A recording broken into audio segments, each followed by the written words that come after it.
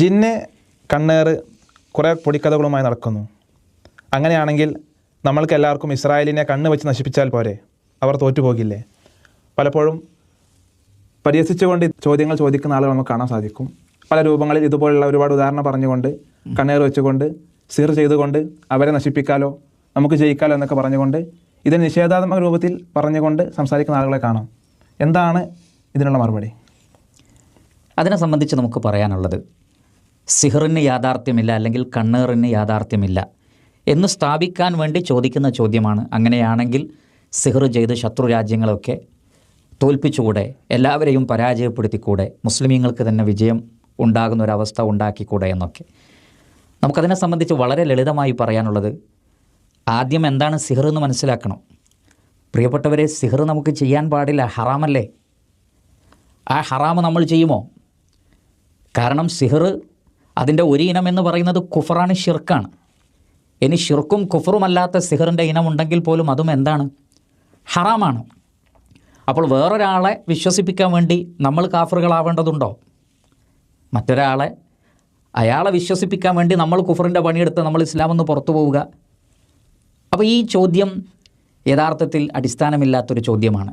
സിഹർ എന്ന് പറയുന്നത് അത് കടുത്ത ഹറാമാണ്. അതിൻ്റെ വളരെ വലിയ ഇനങ്ങൾ കുഫറും ഷിർക്കുമാണ്. ഒരു മുസ്ലിമിന് ഒരിക്കലും അത് ചെയ്യാൻ പാടില്ല. ഇനി സിഹർ കൊണ്ടാകട്ടെ, കണ്ണേറ് കൊണ്ടാകട്ടെ, വേറെ ഏതൊരു കാര്യം കൊണ്ടാകട്ടെ, മനുഷ്യനും ജിന്നുകളും വിചാരിച്ചതൊക്കെ ഈ ഭൂമിയിൽ നടപ്പിൽ വരുത്താൻ കഴിയില്ല. അതിന് അല്ലാഹു സുബ്ഹാനഹു വ തആല പല നിലക്കുമുള്ള വ്യവസ്ഥകൾ നിശ്ചയിച്ചിട്ടുണ്ട്.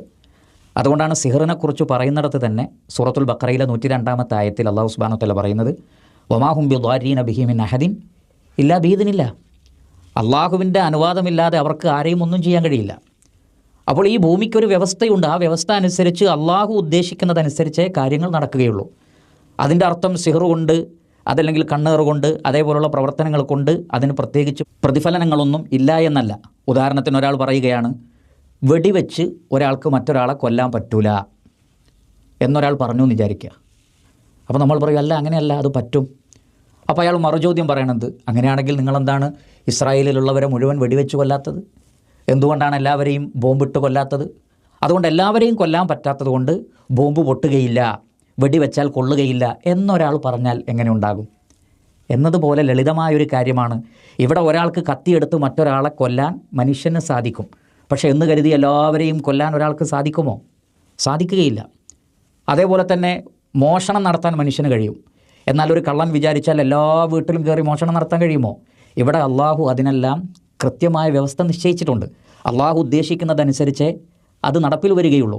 അപ്പോൾ എല്ലാവരെയും കൊല്ലാൻ പറ്റുന്നില്ല എന്നതുകൊണ്ട് ഒരാൾക്ക് മറ്റൊരാളെ കൊല്ലാൻ പറ്റുകയില്ല എന്നൊരു നിയമം ആരെങ്കിലും പറഞ്ഞാൽ അത് ചിന്താശൂന്യമായ ഒരു വാദമാണ് എന്നാണ് അതിനെ സംബന്ധിച്ച് പറയാനുള്ളത്. മാത്രമല്ല, ഇനി വിശ്വാസികളെ, മുസ്ലിമീങ്ങളായ ആളുകളെ, അതൊരു വ്യക്തിയാകട്ടെ മുഴുവൻ സമൂഹത്തെ ആകട്ടെ, സിഹർ ചെയ്തുകൊണ്ട് മറ്റുള്ളവർക്ക് എന്തുകൊണ്ട് തോൽപ്പിക്കാൻ പറ്റുന്നില്ല? അവിടെയും നമ്മൾ മനസ്സിലാക്കണം. പരിശുദ്ധ ഖുർആനിലെ 13-ാം അധ്യായം സൂറത്തുർ റഅദിലെ 11-ാമത്തെ ആയത്തിൽ അല്ലാഹു സുബ്ഹാനഹു വ തആല പറയുന്നത്, ലഹു മുഅഖിബാത്തും മിൻ ബൈനി യദൈഹി വ മിൻ ഖൽഫിഹി യഹ്ഫളൂനഹു മിൻ അംരില്ലാഹ്. അള്ളാഹുവിൻ്റെ കൽപ്പന പ്രകാരം മനുഷ്യനെ കാത്ത് സംരക്ഷിക്കുന്ന, അവർക്ക് പ്രൊട്ടക്ഷൻ നൽകുന്ന മലക്കുകളെ അള്ളാഹു തുടരെ അയക്കുന്നുണ്ട്. അപ്പോൾ ഇവിടെ ജിന്നുകളും ശൈത്താനുകളും മാത്രമല്ല, അള്ളാഹുവിൻ്റെ സൈന്യങ്ങളായ മലക്കുകളും ഇവിടെ ഉണ്ട്. മറ്റൊട്ടനവധി സംവിധാനങ്ങളുണ്ട്. അതേപോലെ തന്നെ വലൗലാ ദഫ്ഉല്ലാഹി നാസ ബഅദഹും ബിബഅദിൻ ലഫസദത്തിൽ അർദ്. അള്ളാഹു ചിലരെ മറ്റു ചിലരെ കൊണ്ട് ബ്ലോക്ക് ചെയ്യുന്നില്ലെങ്കിൽ ഭൂമി ഫസാദായി പോകും. അപ്പോൾ ആ നിലക്കുള്ള സംവിധാനങ്ങൾ ഇവിടെ ഉള്ളത് കൊണ്ടാണ്, ഓരോരുത്തരും വിചാരിക്കുന്നതൊക്കെ നടപ്പിൽ വരാത്തത് കൊണ്ടാണ് ഭൂമിയുടെ ആ ഒരു സന്തുലിതാവസ്ഥ നിലനിൽക്കുന്നത്. അതുകൊണ്ട് തന്നെ വളരെ ചെറിയ നിലവാരത്തിലുള്ള ചോദ്യമാണ് ഇത്തരം ചോദ്യങ്ങളെന്നാണ് മനസ്സിലാക്കാൻ സാധിക്കുന്നത്. സിഹറിൻ്റെ യാഥാർത്ഥ്യത്തെയോ കണ്ണേറിൻ്റെ യാഥാർത്ഥ്യത്തെയോ ഇത്തരം ചോദ്യങ്ങൾ കൊണ്ട് നമുക്ക് നിഷേധിക്കുക സാധ്യമല്ല. പ്രമാണങ്ങൾ കൊണ്ട് സ്ഥിരപ്പെട്ടതാണ് എന്നാണ് അതിനെ സംബന്ധിച്ച് ഓർമ്മപ്പെടുത്താനുള്ളത്.